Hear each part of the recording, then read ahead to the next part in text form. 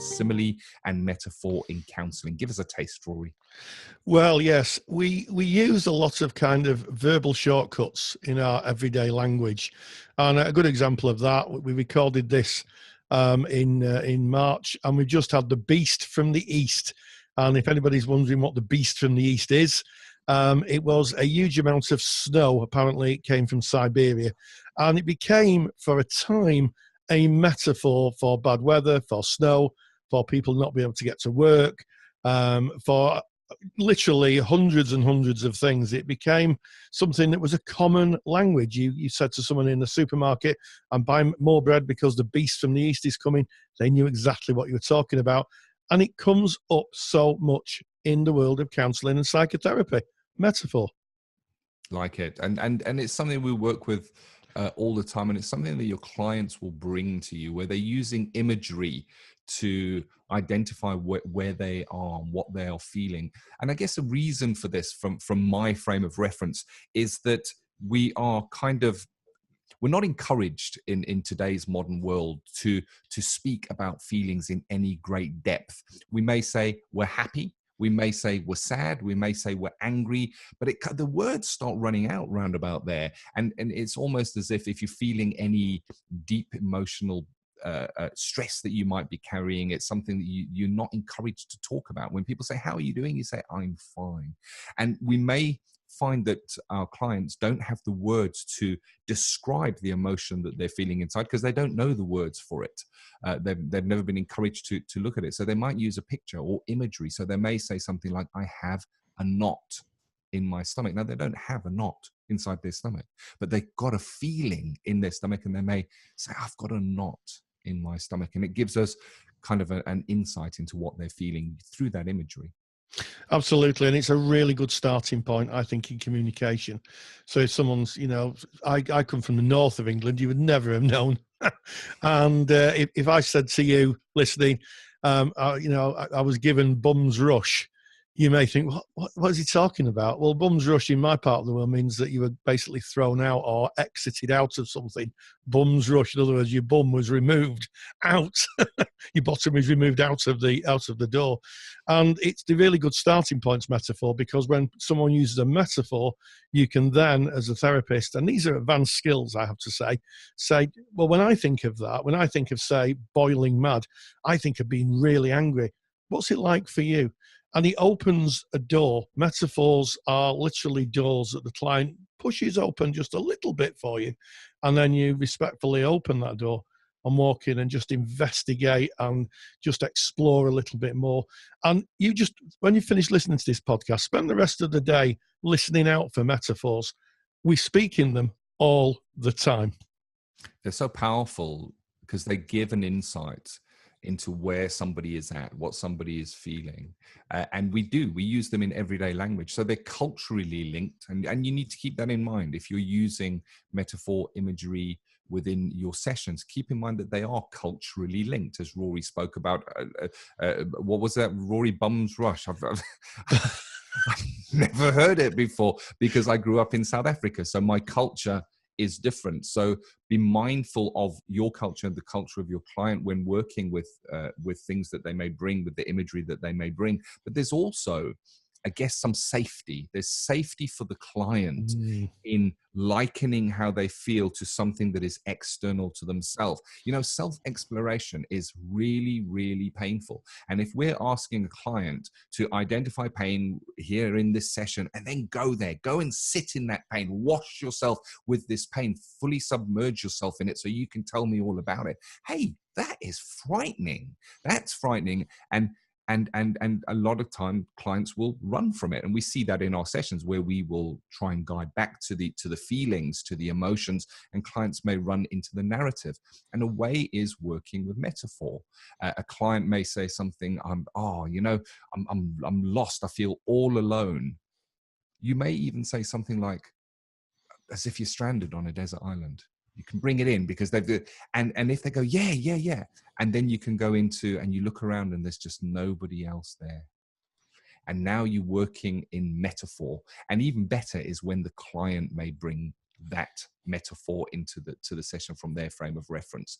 They may say, oh, it's like I'm riding choppy seas at the moment. Yeah, absolutely. And it's worth mentioning that we also use simile. So metaphor and simile, what's the difference? Well, similes are usually a bit more hard hitting, and they can start off with the word as. So I'm thinking as hard as nails, as cool as a cucumber, as bright as a button. They're more sharp in what they're describing than the metaphor. But yes, a metaphor can also be a totem for clients to hold on to hope, kind of shoot for the stars, is a metaphor that's been used a lot. We reach for the stars, and it was one that Kennedy used in his very famous kind of space exploration moonshot kind of speech, and it can mean so much to people. They're cultural touchstones. So be very gentle. If someone's using a metaphor and they use it a lot, it may be that this is the bedrock of how they see and experience the world. So go lightly when you explore them, I'd say.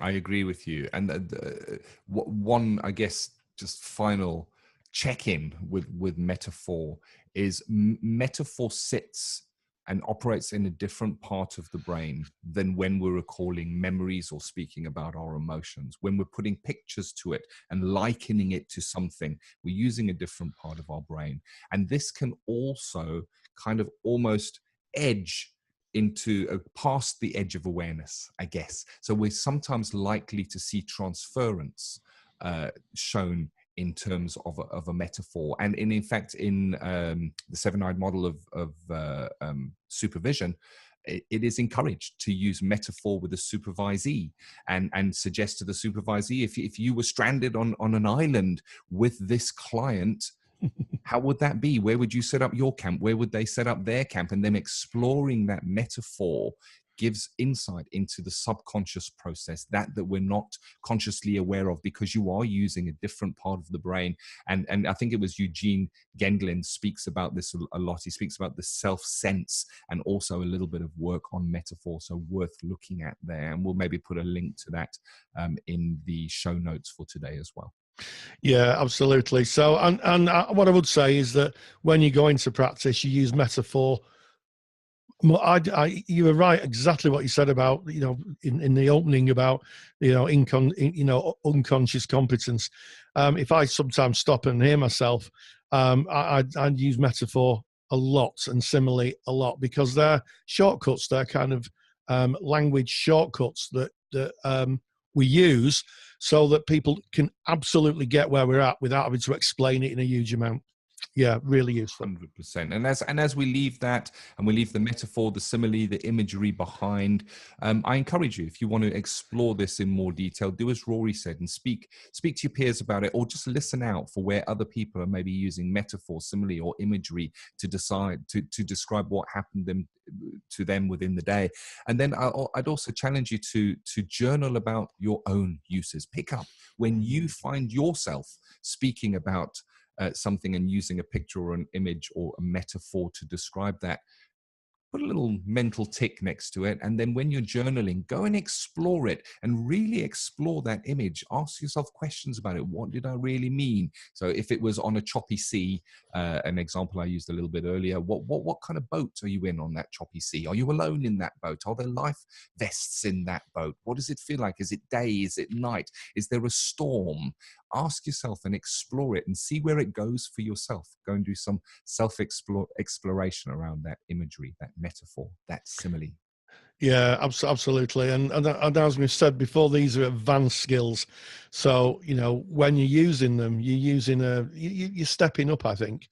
Working with metaphor is a whole lot different than maybe when you start at level 2, where you're just reflecting and paraphrasing. They come up a lot, and they are very, very highly marked phrases and observations. If you're doing your write-up assignment, if you use examples of metaphors, it would tell the person who's marking it, your tutor, I guess, that you're kind of very sophisticated in how you engage with language. And that's what we're talking about, engaging with language. 100%. And just as we check out of today's episode, and as we close down working with metaphor simile, if you are listening to this and you are a member of the Counseling Study Resource. Now, the Counseling Study Resource, if you don't know, is a paid side of Counseling Tutor. We put out loads of free content. In fact, you're listening to free content at the moment. Our podcast is free. We put loads of articles on our site. We also have a paid resource section, which is a library stocked with resources that would help students of counseling and psychotherapy during their studies for deeper knowledge on certain topics. And of course, when it comes to those pesky assignments, to be able to hit that criteria. So if you're listening and you are a Counseling Study Resource member, I encourage you to log into your Counseling Study Resource, click on the My Resources tab, and then click on the CPD, the Continuing Professional Development section, and go and listen to Jonathan Lloyd. We have a complete lecture that Rory did with Jonathan Lloyd speaking about working with metaphor. It is advanced. It is really advanced. It is the man's specialism. It is outstanding. You can download the audio file, put it on your phone, and listen to it. And it's over 30 minutes of Jonathan deeply exploring how to work with metaphor with clients. So there's some additional resources for you right here.